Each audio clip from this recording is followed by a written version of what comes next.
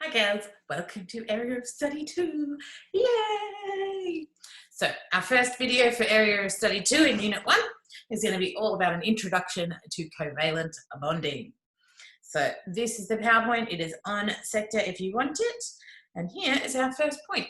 So what do VCAR want you to know? VCAR want you to know how to represent molecular substances using a few ways. They want you to do it using electron dot formulas. They want you to do it structural formulas, valence structure, ball and stick models, and space filling models, and the limitations of each one of those. So we've got the ability to do that, some of that while we're remote.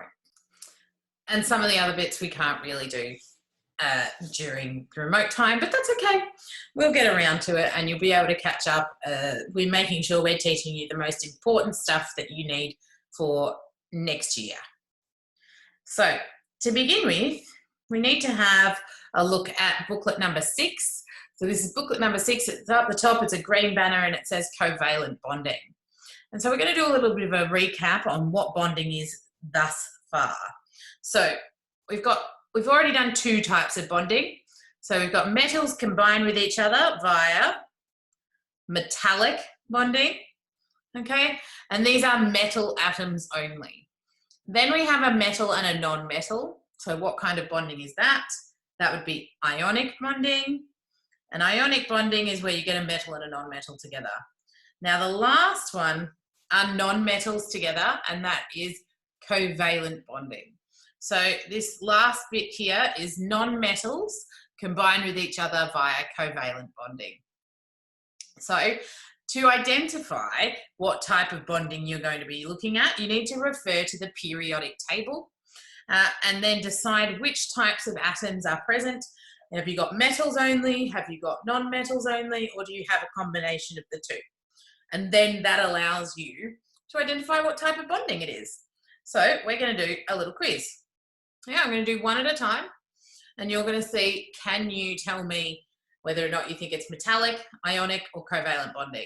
If you need to, have your hand on the pause button, ready to press pause in between each one. So first one, magnesium oxide.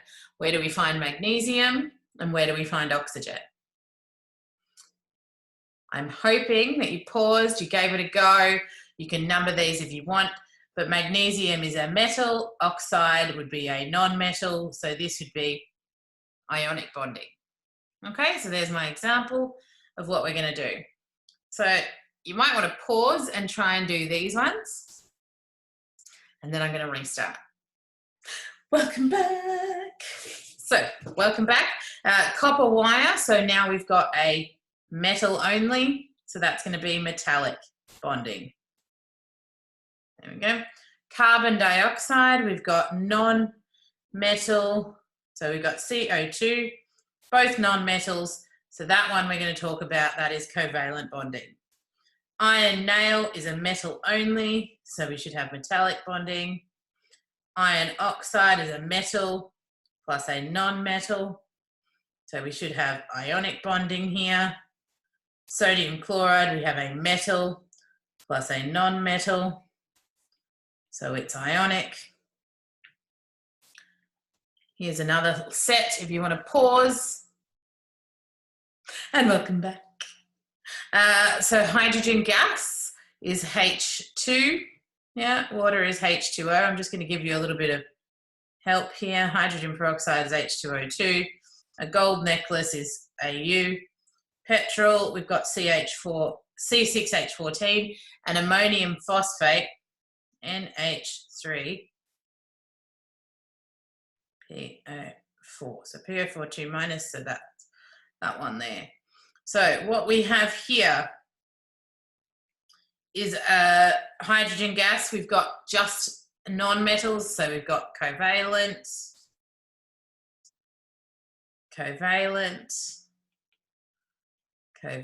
so they all only have non-metals, so they're all going to be covalent. We've got a metallic bonding here.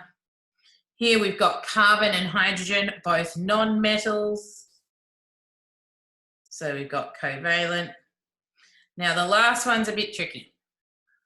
Yeah, because what we've got technically in here are a whole bunch of non-metals. But what else do we know about ammonium phosphate? Ammonium is an ion, phosphate is an ion, so this one is also going to be ionic bonding. All right, let's have a look here.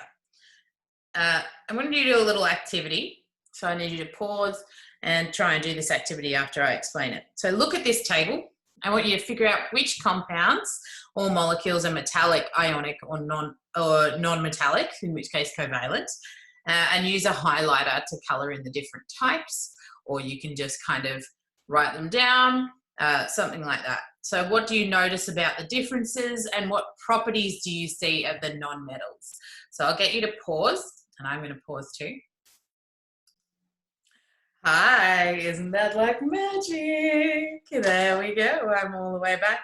So I'm hoping that you paused and you gave this a go, and we're going to go through the three different types. So which ones are metallic?